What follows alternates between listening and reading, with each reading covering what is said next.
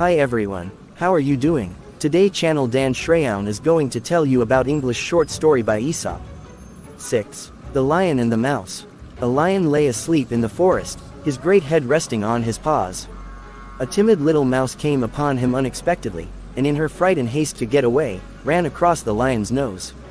Roused from his nap, the lion laid his huge paw angrily on the tiny creature to kill her. "Spare me," begged the poor mouse. "Please let me go and someday I will surely repay you." The lion was much amused to think that a mouse could ever help him. But he was generous and finally let the mouse go. Some days later, while stalking his prey in the forest, the lion was caught in the toils of a hunter's net. Unable to free himself, he filled the forest with his angry roaring. The mouse knew the voice and quickly found the lion struggling in the net. Running to one of the great ropes that bound him, she nodded until it parted, and soon the lion was free. "You laughed when I said I would repay you," said the mouse. "Now you see that even a mouse can help a lion." Moral: a kindness is never wasted. Thank you for watching my videos. Please subscribe, like and share to channel Dan Sreyoun in order to get more videos. Thank you. Hi everyone, how are you doing? Today channel Dan Sreyoun is going to tell you about English short story by Aesop. 7. The Gnat and the Bull. A gnat flew over the meadow with much buzzing for so small a creature and settled on the tip of one of the horns of a bull. After he had rested a short time, he made ready to fly away. But before he left he begged the bull's pardon for having used his horn for a resting place. "You must be very glad to have me go now," he said. "It's all the same to me," replied the bull. "I did not even know you were there." Moral: we are often of greater importance in our own eyes than in the eyes of our neighbor. The smaller the mind, the greater the conceit. Thank you for watching my videos. Please subscribe, like and share to channel Dan Sreyoun in order to get more videos.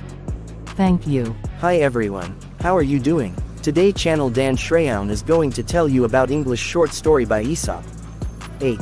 The Plane Tree. Two travelers, walking in the noonday sun, sought the shade of a wide-spreading tree to rest. As they lay looking up among the pleasant leaves, they saw that it was a plane tree. "How useless is the plane," said one of them. "It bears no fruit whatever, and only serves to litter the ground with leaves." "Ungrateful creatures," said a voice from the plane tree. "You lie here in my cooling shade, and yet you say I am useless. Thus ungratefully, O Jupiter, do men receive their blessings." Moral: our best blessings are often the least appreciated. Thank you for watching my videos. Please subscribe, like and share to channel Dan Sreyoun in order to get more videos. Thank you. Hi everyone, how are you doing? Today channel Dan Sreyoun is going to tell you about English short story by Aesop. 9. The Owl and the Grasshopper. The owl always takes her sleep during the day. Then after sundown, when the rosy light fades from the sky and the shadows rise slowly through the wood, out she comes ruffling and blinking from the old hollow tree. Now her weird hoo-hoo-hoo-hoo echoes through the quiet wood, and she begins her hunt for the bugs and beetles, frogs and mice she likes so well to eat. Now there was a certain old owl who had become very cross and hard to please as she grew older, especially if anything disturbed her daily slumbers. One warm summer afternoon as she dozed away in her den in the old oak tree, a grasshopper nearby began a joyous but very raspy song. Out popped the old owl's head from the opening in the tree that served her both for door and for window. "Get away from here, sir," she said to the grasshopper. "Have you no manners? You should at least respect my age and leave me to sleep in quiet." But the grasshopper answered saucily that he had as much right to his place in the sun as the owl had to her place in the old oak. Then he struck up a louder and still more rasping tune. The wise old owl knew quite well that it would do no good to argue with the grasshopper, nor with anybody else for that matter. Besides, her eyes were not sharp enough by day to permit her to punish the grasshopper as he deserved. So she laid aside all hard words and spoke very kindly to him.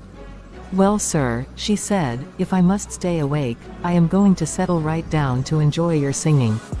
Now that I think of it, I have a wonderful wine here, sent me from Olympus, of which I am told Apollo drinks before he sings to the high gods. Please come up and taste this delicious drink with me. I know it will make you sing like Apollo himself." The foolish grasshopper was taken in by the owl's flattering words. Up he jumped to the owl's den, but as soon as he was near enough so the old owl could see him clearly, she pounced upon him and ate him up. Moral: flattery is not a proof of true admiration. Do not let flattery throw you off your guard against an enemy. Thank you for watching my videos. Please subscribe, like and share to channel Dan Sreyoun in order to get more videos. Thank you. Hi everyone, how are you doing? Today channel Dan Sreyoun is going to tell you about English short story by Aesop. 10. The Oak and the Reeds. A giant oak stood near a brook in which grew some slender reeds. When the wind blew, the great oak stood proudly upright with its 100 arms uplifted to the sky. But the reeds bowed low in the wind and sang a sad and mournful song. "You have reason to complain," said the oak.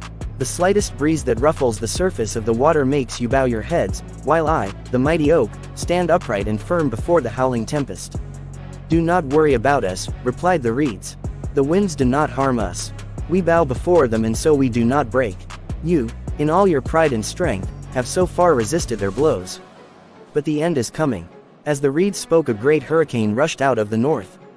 The oak stood proudly and fought against the storm, while the yielding reeds bowed low. The wind redoubled in fury, and all at once the great tree fell, torn up by the roots, and lay among the pitying reeds. Moral: better to yield when it is folly to resist, than to resist stubbornly and be destroyed. Thank you for watching my videos. Please subscribe, like and share to channel Dan Sreyoun in order to get more videos. Thank you.